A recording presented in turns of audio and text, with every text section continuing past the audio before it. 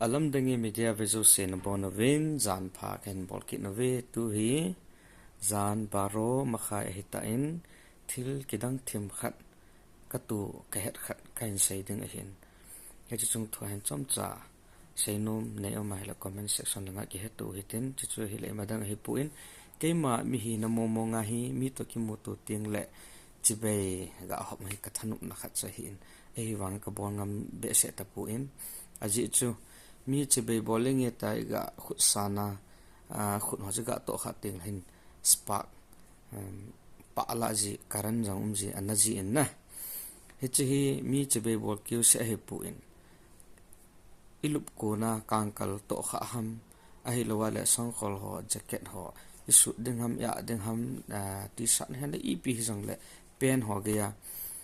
pha si chu hi lo a hi wang comment ma jing kien lo pat ta hong pa la ji hung na jin tin thu ha sa jing he chi hi kim ka to in no ho la jong khat le ni a he nom du ka ging cha in itilam do lai chi zan dam thai ham mi kim khat chun jingka mata thoding leisi ai lo le dai tui ho sung si ho la ho ken ki wa lam zo na hla phai a hi lo le all do me ativin he chawang he ka try kha lo lai hin na ho la jang kan se banga he cha tabang problem tu khanom wa hi le